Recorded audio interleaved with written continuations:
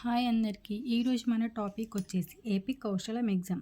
AP కౌశలం ఎగ్జామ్‌లో మనం ఎలా లాగిన్ అవ్వాలి? ఏమేం క్వెషన్స్ వస్తాయి? అసల ఎగ్జామ్ ప్యాటర్న్ ఏంటి అనేది ఈ వీడియోలో మనం తెలుసుకుందాం. ఫస్ట్ మనం ఇక్కడ లాగిన్ అవ్వాలి.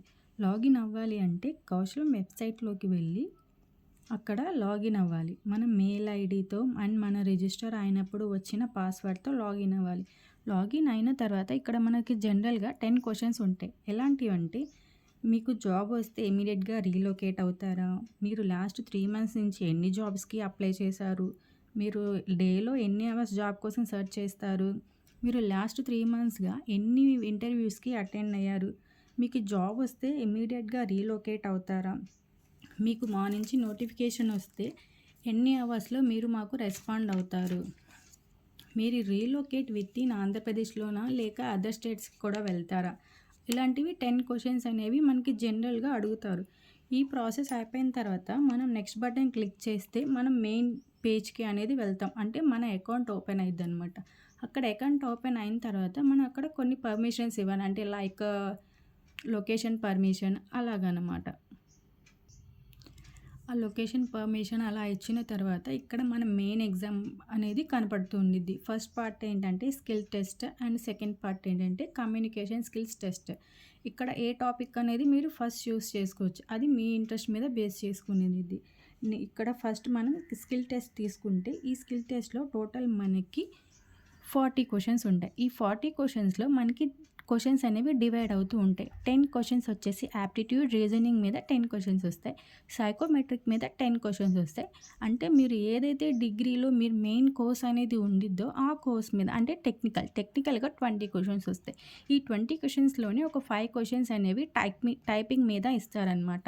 టైపింగ్ మీద ఎందుకు ఇస్తారంటే మన టైపింగ్ స్కిల్స్ ఎలా ఉంటాయి అనేది వాళ్ళు టెస్ట్ చేయడానికి టైపింగ్ మీద కూడా 5 క్వెషన్స్. ఇక్కడ టెక్నికల్‌కి వస్తే ఎవరు డిగ్రీలో వాళ్ళకి కోర్స్ సబ్జెక్ట్‌ని బట్టి క్వెషన్స్ వస్తాయి కాబట్టి నేనైతే సీఎస్ఈ బ్రాంచ్ నుంచి ఎగ్జామ్ రాసాను కాబట్టి నాకైతే జస్ట్ సింపుల్ సింటాక్సెస్ అడిగాడనమాట. సింటాక్సెస్ అంటే సీలో, సి ప్లస్ ప్లస్‌లో, పైథాన్‌లో సింటాక్సెస్ అడిగారు. ఇంకా ఏంటంటే స్టాక్, క్యూ అలా అడిగారనమాట. అండ్ ఈ టోటల్ టైం వచ్చేసి ఈ 40 క్వెషన్స్‌కి మనం 45 మినిట్స్‌లో ఆన్సర్ చేయాలనమాట. ఇక్కడ ఒక్క ఆప్షన్ ఏంటంటే మనం ఒక క్వెషన్ రాసి నెక్స్ట్ క్వెషన్‌కి వెళ్ళిన తర్వాత కూడా బ్యాక్ సైడ్ వచ్చి మనం ఆప్షన్ అనేది మనం వేరే ఆప్షన్ కూడా సెలెక్ట్ చేసుకోవచ్చు అనమాట. అంటే మనం చెక్ చేసుకోవచ్చు ఆన్సర్ ఇది రాంగా, రైటా అనేది టైం ఉంటే మనం వెరిఫై చేసుకోవచ్చు. అండ్ సెకండ్ పార్ట్ వచ్చేసి కమ్యూనికేషన్ స్కిల్ టెస్ట్ అనమాట.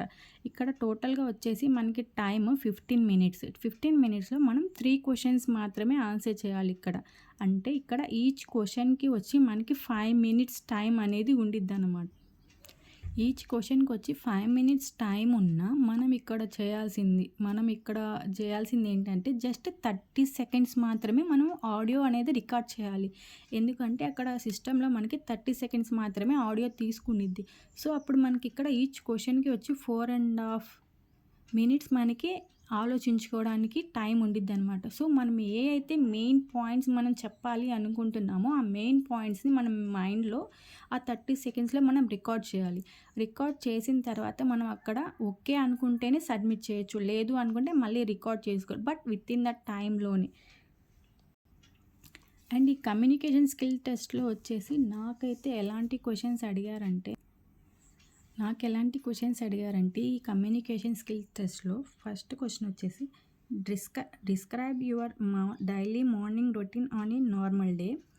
మీరు ఫ్రీ టైంలో ఎలా రిలాక్స్ అవుతారు? మీరు వీకెండ్స్‌లో ఎలా టైం స్పెండ్ చేస్తారు? ఇలా 3 క్వెషన్స్ అడిగారనమాట. ఈ 3 క్వెషన్స్‌కి మీరు 4 మినిట్స్ దాకా ఆలోచించుకున్న ఒక 2 టైమ్స్ అటెంప్ట్ చేయొచ్చనమాట. అంటే మీరు ప్రాపర్‌గా ప్రొనౌన్స్ చేస్తున్నారా లేదా అన్న డౌట్ కోసం ఒక 1 మినిట్ అనేది మీరు టైం స్పెండ్ చేయొచ్చనమాట. ఒకవేళ ఏదైనా మిస్టేక్ చెప్పినా మళ్ళీ రికార్డ్ చేసుకోవచ్చనమాట. సో, అందుకే 4 మినిట్స్ మీరు ఏ మెయిన్ పాయింట్స్ అయితే మీరు చెప్పాలి అనుకుంటున్నారో ఆ పాయింట్స్ అనేది మీరు మైండ్‌లో పెట్టుకొని ఆ రికార్డ్ అనే ఆప్షన్ క్లిక్ చేసిన తర్వాత మీరు రికార్డ్ చేసుకోవచ్చనమాట. అండ్ ఇంకో లాస్ట్ ఇంపార్టెంట్ పాయింట్ ఏంటి అంటే మనం ఎగ్జామ్ రాసేటప్పుడు సిస్టమ్ మీద వెబ్ క్యామ్ అనేది ఉండిద్ది. ఆ వెబ్ క్యామ్ అనేది మన హెడ్‌కి స్ట్రెయిట్‌గా ఉండిద్ది. ఇక్కడ ఏంటంటే యాప్టిట్యూడ్, రీజనింగ్ అలా రాసేటప్పుడు మనకి కొన్ని క్యాలిక్యులేషన్స్ వస్తాయన్నమాట. ఆ క్యాలిక్యులేషన్స్ వచ్చిన తర్వాత మనం అనేది పెన్ను, పేపర్ ఎలా ఉండిద్ది తీసుకెళ్ళొచ్చు. బట్ ఏంటంటే క్యాలిక్యులేషన్ ఒక 1 మినిట్ అలాగా ఎక్కువసేపు మనం హెడ్ డౌన్ చేసేటప్పుడు మనకి సిస్టమ్‌లో మనకి వార్నింగ్ అనేది చూపిస్తుందనమాట. మీరు హెడ్ అనేది ప్రాపర్‌గా పెట్టలేదు, సైడ్‌కి పెట్టారు, మీరు విజిబుల్‌గా లేరు అనేది మనకి 2 టైమ్స్ అనేది వార్నింగ్ వస్తుంది. థర్డ్ టైమ్ అనేది మనం అలానే రిపీట్ చేశామంటే సిస్టమ్ అనేది ఆటోమేటిక్‌గా వార్నింగ్ వా warn not not warning warning అనేది ఇవ్వదు. లాస్ట్ టైమ్ ఏం చేసిద్దంటే ఆటోమేటిక్‌గా ఎర్రర్ అని అబార్టెడ్ అని చూపిచ్చిద్దనమాట. సో, అప్పుడేంటంటే మనం ఎగ్జామ్ అనేది మొత్తం క్యాన్సిల్ అయిపోతుంది. మీరు లాస్ట్ క్వెషన్‌లో ఉన్నప్పుడు మీకు అలా వచ్చినా గానీ మీరు మొ టోటల్ ఎగ్జామ్ అనేది క్యాన్సిల్ అయిపోతుంది. సో, అప్పుడు మరి మీరు ఇంకా ఏం చేయాలంటే మొత్తం ఎగ్జామ్‌ని మళ్ళీ రీషెడ్యూల్ చేసుకొని రావాల్సొస్తుంది. సో, ఎగ్జామ్ రాసేటప్పుడు హెడ్ అనేది జస్ట్ 1 సెకండ్ అలా డౌన్ చేసి మళ్ళీ వెంటనే మీరు ఆ వెబ్ క్యామ్ అనేది మీరు హెడ్ అనేది స్ట్రెయిట్‌గా పెట్టేలాగా చూసుకోండి. ఇది మెయిన్ ప్రాబ్లమ్ అనమాట. ఎందుకంటే నేను ఎగ్జామ్‌కి వెళ్ళినప్పుడు నాకు అలా సిట్యుయేషన్ జరిగింది అని అక్కడున్న ఒక పర్సన్ అనేది నాకు చెప్పారు కాబట్టి అది మీకు షేర్ చేస్తున్నాననమాట. సో, ఇది టోటల్‌గా నా ఎక్స్‌పీరియన్స్ ఎగ్జామ్ రాసిన తర్వాత.